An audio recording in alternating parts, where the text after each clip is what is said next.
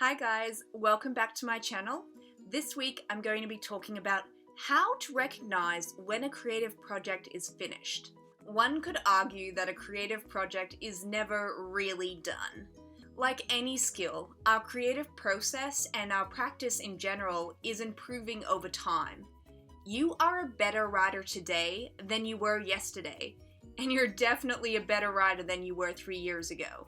Because you are constantly improving, recognizing when a creative project is complete can be pretty damn tricky. You may finish revising chapter 26 and then decide on a whim to look at chapter 3. Then your heart sinks. Chapter 3 is crap. Okay, maybe it's not crap, but you know you could do better. You know that you can lift chapter 3 to the level of chapter 26. One of the trickiest things about writing a novel is learning how to maintain a consistent voice across 300 plus pages while your technical abilities are improving. The desire to constantly tweak, lift, and better your work, it never goes away. If you love words, if you believe in the power of storytelling, and if you respect the craft of writing, then chances are you will have really high expectations when you start drafting your own novel. So Denny Shapiro once said that it would be an insightful experiment if an author rewrote the same book every 10 years. Because of course, it wouldn't be the same book. An additional decade of life experiences and craft development would ultimately result in a book that may have a similar premise to the earlier edition, but the quality and the content of the updated copy would be entirely different. So how do you know when a novel or any creative project is finished? Let's go through a few signposts that may indicate when a creative project is in fact finished. Signpost number 1. You're kind of over it. Resentment and boredom are pretty good indicators that the cake may be baked.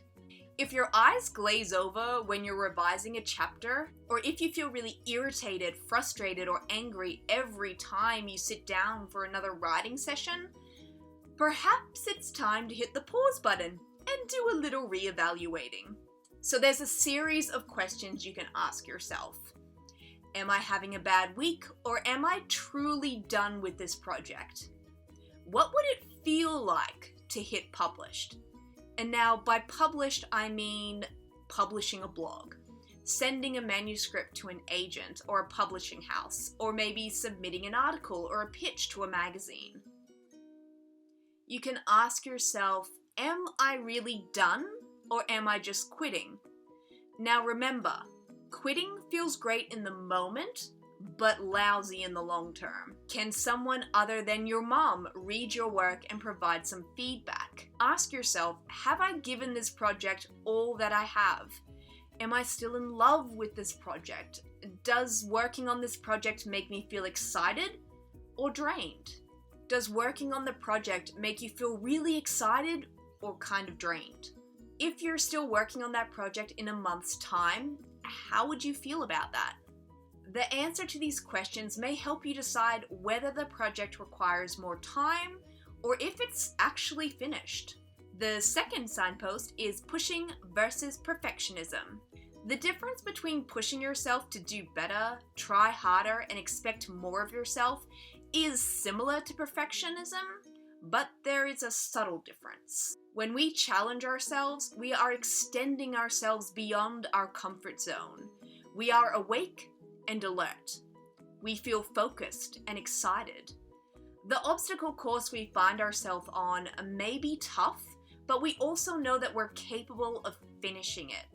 Even if we've never done something like this before, intellectually, we know that it is possible to cross the finish line and win the cheese. Here's the difference. Pushing has an endpoint. Perfectionism doesn't. If you imagined perfectionism as an obstacle course, there is no finish line. Instead, the course is a loop that you climb, jump, and run through over and over again until your feet give out and you vomit from dizziness. Are you challenging yourself to make your novel or any work of art the best that it can be? Or are you reaching for an ideal? Because, dear friend, I hate to tell you, but there's no there. There is no such thing as a perfect novel. If you don't believe me, let's consult a few experts. Near enough is good enough. Elizabeth Gilbert. The novel is a prose narrative of some length that has something wrong with it. Randall Jarrell. Let's look at signpost number 3. A deviation from original concept.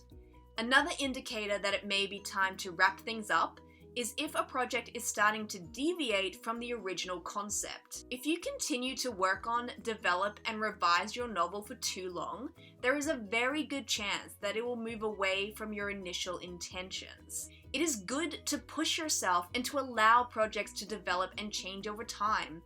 But you also need to recognize when your constant need for tinkering with the work has morphed into unproductive meddling. There is a difference between tweaking a story in order to strengthen and improve it and changing a story so much that it is unrecognizable. Embedding new ideas, cutting out and adding characters, deleting scenes, and writing new ones are a part of the creative process. But are you doing these things to excavate the story that is deep inside your soul? Or are you just fucking around? Do not ignore the voice of your subconscious in favor of what you think the story should be about. Finish the story you set out to write and reserve any sparkly new ideas for future projects. Books are never really done. A writer could spend their entire life chasing the beautifully crafted tale they have envisioned in their mind. But at the end of the day, you really only have 2 options.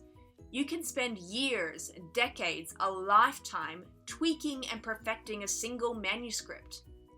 Or you can do the work, make it presentable, hit publish, and move on to the next project. The decision is yours, and I hope you choose wisely. That's all I have for you this week, guys. Thank you so much for watching. Please feel free to subscribe or give it a thumbs up if you liked this video. Know that you can always check me out on social media. I'm on Twitter, Instagram, Facebook, YouTube. You can also check out my website, taraeast.com. If you sign up for my weekly newsletter, you'll receive a free downloadable copy of the Writers Kickstarter Pack, How to Start a Blog and Get Published.